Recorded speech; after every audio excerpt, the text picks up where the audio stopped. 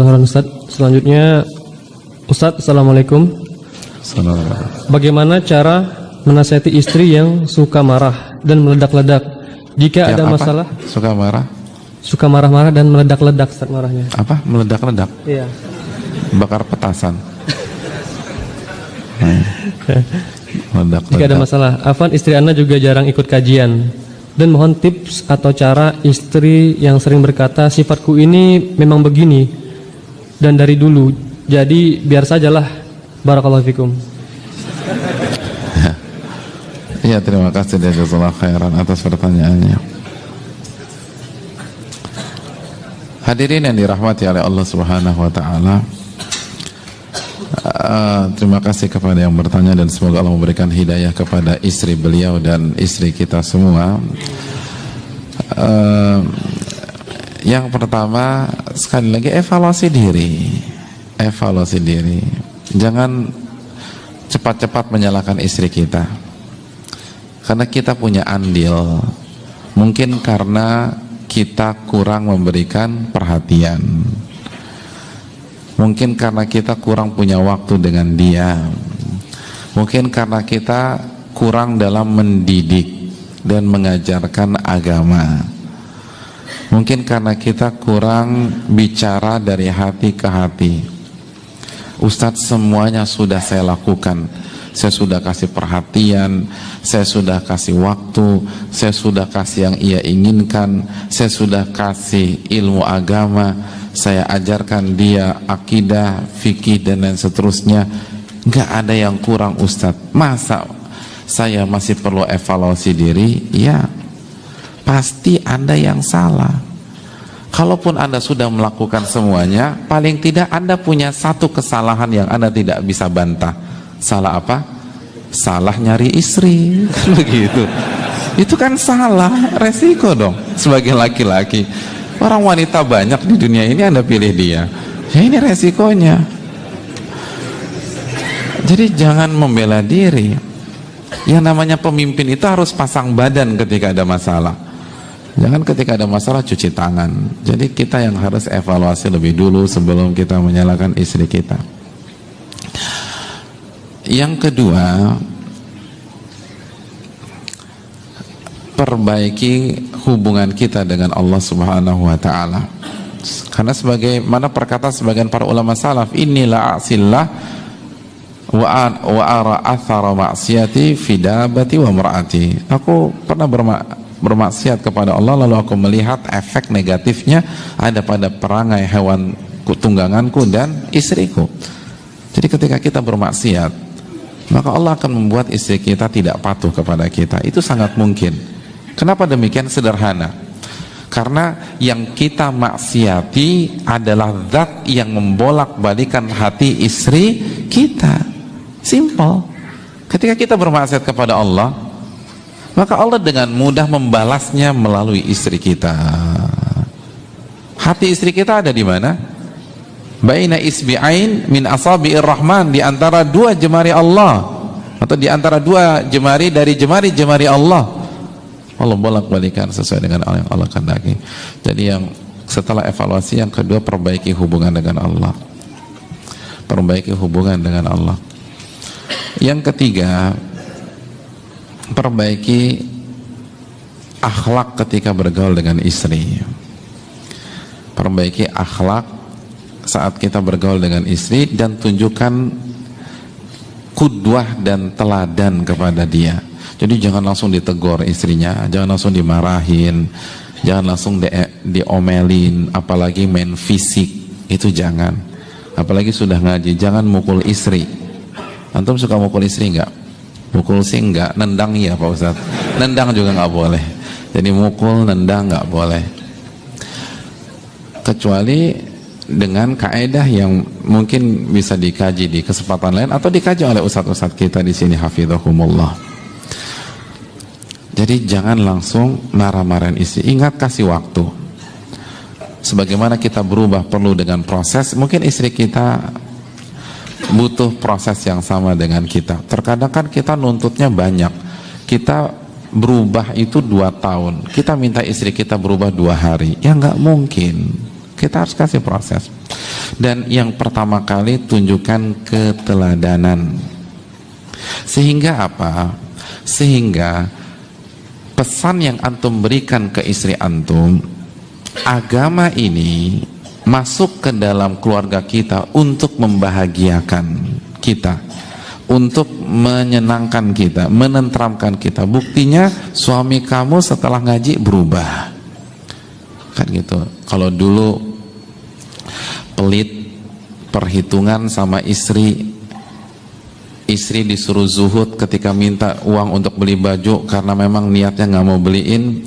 Setelah ngaji royal sama istri, karena ingat sabda Nabi SAW, dinarun anfaqtahu fi sabilillah, wa dinarun anfaqtahu ala raqabah, wa dinarun anfaqtahu ala miskin, wa dinarun anfaqtahu ala ahlik, a'dhamuha ajran dinarun anfaqtahu ala ahlik. 1 dinar yang engkau berikan untuk berjihad, 1 dinar yang engkau berikan untuk membebaskan budak, 1 dinar yang engkau berikan untuk fakir miskin, dan 1 dinar yang engkau berikan kepada istri, yang paling besar pahalanya 1 dinar yang kita berikan kepada istri kita. Jadi istri kita tuh dibeliin, dikasih dulu, belikan baju, belikan tas, belikan sendal, lalu mulai disisipkan. Kok kamu baik banget sih sekarang? Kan sudah ngaji. Kata Nabi, suami itu harus royal sama istri. Wah, itu kan istri semangat. Wah, kalau begini suami saya ngaji aja terus, kan begitu. Itu kan senang dia. Kalau dulu kalau aku nggak pernah ngaji, pelit gitu ya. Perhitungan, terus laporan keuangan 1 bulan itu detail sekali sampai 50 rupiah ditanya. Setelah ngaji dimudahkan, bahkan ditambah, dikasih uang untuk jajan, kan begitu ya. Jadi istri kan senang, subhanallah, ini kok semenjak ngaji suami saya jadi baik, suka belikan.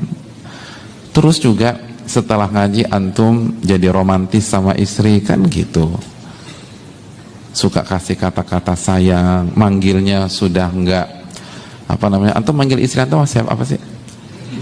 Hah? Manggil istri antum apa? Umi, beb, wah bagus nih, beb. Wah. Selain beb apa? Sayang, iya kan? Iya gitu kan. Nabi kan manggil Aisyah apa? Humairah, wahai wanita yang pipinya kemerah-merahan. Subhanallah, kan enak dengernya ya. Jadi kasih panggilan sayang ke istri. Siapa lagi sayang, terus apa tadi, beb, terus apa sih? Apa lagi? Cinta, masya Allah. Antum manggil dia cinta atau namanya Cinta Parwati? Manggilnya namanya cinta, masya. Ya nggak masalah, itu kan ngikutin Nabi SAW. Kan istri senang loh, subhanallah. Istri senang. Wah, dipanggil sayang. Jadi hadirin yang dirahmati oleh Allah Subhanahu wa taala, ini yang harus kita camkan. Jadi buat perubahan dulu deh.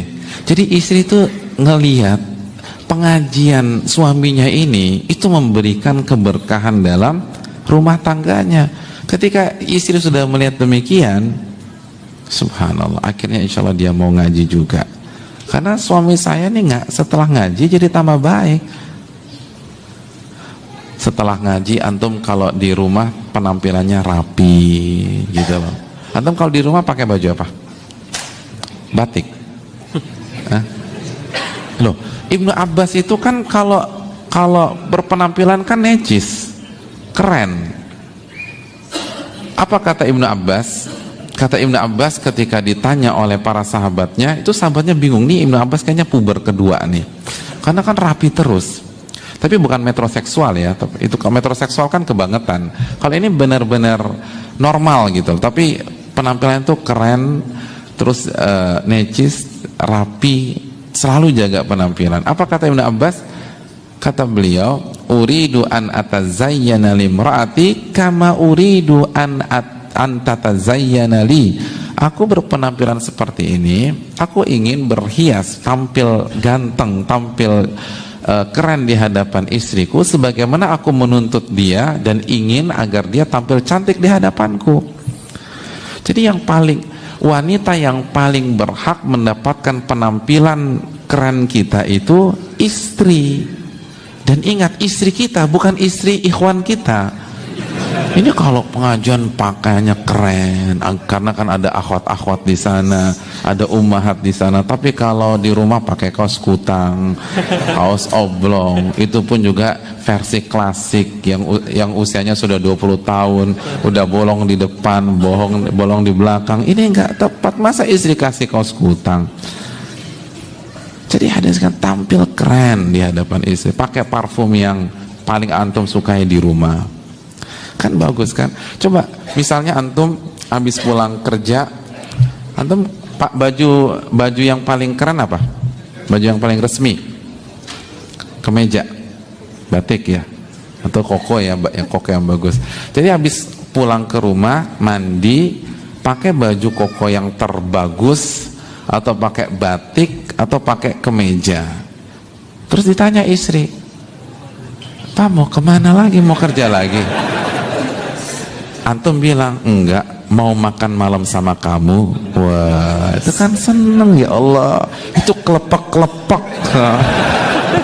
Iya, sana, subhanallah. Siapa yang enggak senang? Enggak, mau makan sama kamu aja. Subhanallah. Oh, itu disuruh ngaji terus deh. Kalau begitu Pak, ngaji terus Pak, nggak pulang juga apa-apa. Iya kan? Jadi perlihatkanlah akhlak mulia, perubahan gitu loh. Ibadah jadi bagus, lebih sabar sama istri, jaga penampilan. Itu insya Allah istri baik deh.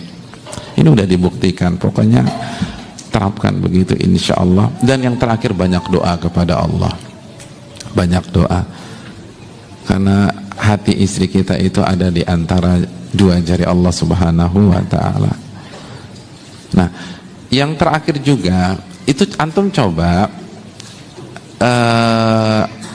minta tolong sama ikhwan-ikhwan yang lain yang istrinya sudah ngaji, dan antum lihat mungkin cocok dan nyambung kalau berinteraksi dengan istri antum. Ajak dia sama istrinya main ke rumah, dan biarkan istrinya ngobrol dengan istri antum, ngajak ngaji. Tapi yang istrinya yang bagus ya, artinya istrinya tuh yang ngomongnya enak, cocok dengan istri kita, nggak menggurui, simpatik gitu loh. Jadi istri kita tuh, ternyata ibu-ibu pengajian tuh baik-baik ya gitu loh. Bawain apa gitu ya. Jadi nanti kalau ke rumah tolong bawain ini ya gitu buat istriku suka ini gitu. Antum modalin, jangan minta tolong ikhwan suruh beli sendiri. Ini kan buat istri kita. Misalnya antum tahu istri kita suka martabak, ya sudah, nanti main ke rumah nanti beli martabak ya, tapi jangan bilang dari saya, bilang aja dari istri kamu gitu lah. Itu kan masya Allah, ini ummahat pengajian kalau main ke rumah bawa oleh-oleh, bawa hadiah, padahal dari uang suaminya juga, nggak masalah itu ya. Ya, itu beberapa trik. Wallahu ta'ala misal.